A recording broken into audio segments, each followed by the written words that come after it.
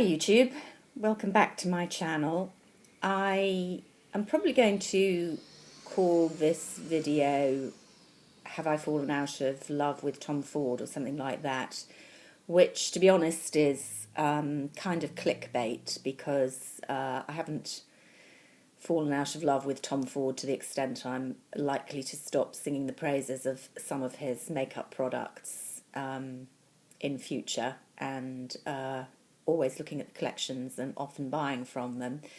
But I was kind of inspired to chat a little bit about what I am anticipating in the summer collection. And I say anticipating because although I think it's been released, it's certainly on pre-order in the United States, and there are definitely some reviews out there on YouTube and on blogs. Needless to say, it hasn't hit the stores here in the UK, and with their usual kind of desultory approach to marketing, certainly in Selfridges and Harrods, where I make my inquiries, there's no firm news about when it's going to be in. It's kind of any day now type story, however many times you go.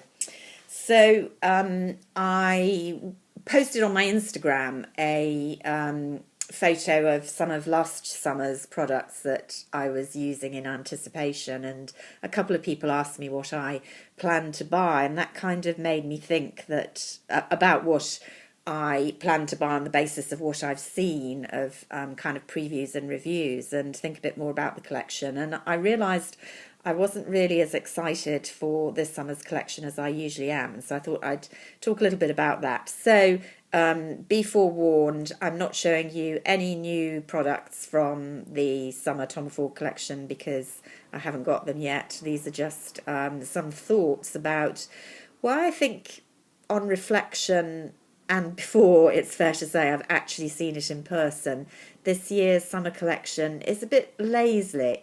It feels like a kind of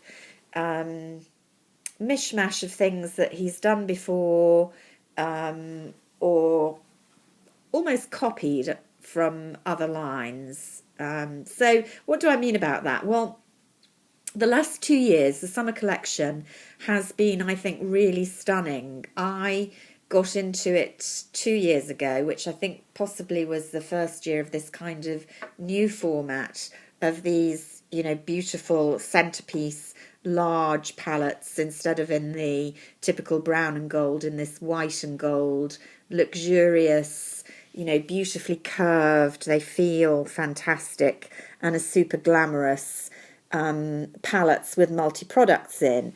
And the first one I bought was this one, which you can see came in the brown dust bag. And you can see straight away what the problem with that brown dust bag was, but of course that wasn't obvious when I bought it. And this one was called Unabashed Iron Cheek Compact. And when I went along, I can remember vividly buying this in Harvey Nichols in London. I did not intend to buy it. I had seen it advertised, and I knew it was very expensive, and I was greatly put off by this cobalt blue eyeshadow that I thought, you know, made me think of the 80s, basically, when we wore a lot of cobalt blue eyeliner and eyeshadow and mascara, and you know, I wasn't ready to do that retro look again. So I had gone to the counter intending to buy something else, and I can't for the life of me remember what it was. It was from that collection. It may well have been actually one of the first eye creams, which I did get, if I'm remembering correctly. Anyway, all the sales assistant on the counter were wearing some combination of this palette, and I became completely sold because it was so beautiful and because they looked so great. And it remains my kind of favourite summer palette. This blue, intensely pigmented, I don't wear it a lot, but I do occasionally use it to rim out the eyes, a la 80s, somewhat more subtly, let us hope. And since I managed to drop my new Marc Jacobs blue gel liner down the sink the other day, then it's quite fortunate that I've still got this to fall back on. This rather boring matte taupe shade, which is enormous, comes off a sort of mushroomy. It's actually an amazingly pigmented but easy to shadow out shade that isn't fantastically useful, and I use it quite a lot, not just in the summer but all year round when I remember. The glitter perhaps not so much, but as glitters go, it's a nice one for a kind of pop on top of another eyeshadow. And then these two here, this kind of goldeny highlighter. I'm not going to have enough fingers.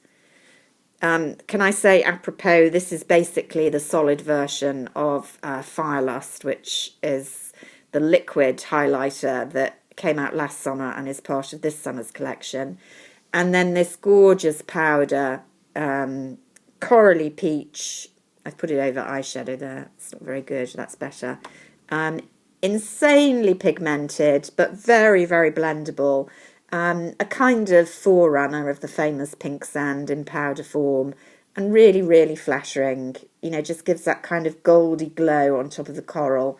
Again, I use that so often. It's a beautiful, beautiful blush. So the lighting isn't brilliant in the late afternoon here, but you can see. Now that palette, I've had it 2 years. I do use it quite a lot, and there's still an insane amount of product left. The brown pouch, of course, meant that there was colour transfer onto the beautiful palette over time when you use the brown pouch to travel. And they resolved that problem last year by bringing out the white pouch, and you can see the palette is still pristine. This was last year's. I thought twice about this because they were these unusual reds, a huge glitter, which I don't really use a lot, so I wasn't that keen on that. But a very nice inner corner of the eye and general highlighter. Then these two, well, I use both as blushes, although this is meant to be a highlighter. I suppose this might be nearer. Yeah, that's a bit nearer to Firelust, actually, than the previous year, which was a bit warmer. And this kind of more cool-toned maroony blush, very pigmented, and this gorgeous aubergine plum with red tones. It actually, depending how you blend it, can go on looking far more brown on the eyes, and I use it a lot. This was the palette I was using again the other day with a cream eyeshadow, and it looked fantastic. So those have been the two big palettes. Now this year, if you've seen the promos, what they're doing is this palette, but instead of the mix of eye and cheek colours and the variety of textures, you're basically just getting a highlighter, a strip of highlighter, a strip of, I guess, bronzer or contour, and a strip of blush. So it's immediately a far less versatile palette. I mean, I'm sure you could probably use the bronzer on the eyes, but it's clearly not meant for that. And I think it's all kind of slightly derivative. You know, I mean, look at this. This is Chanel, I think, from 2 years ago. Now, straight away, I have to say, these colours are not as pigmented as I expect the Tom Ford ones to be. This powder was designed to be used with you brushing all together and using as an all-over face powder. But I do, as pale-skinned, because I tend to carry this in my handbag for touch-ups during the day, dip my brush just in this to do the blush, just in this to give a tiny bit of colour around instead of bronzer, and this for a highlighter. So, and there were loads of other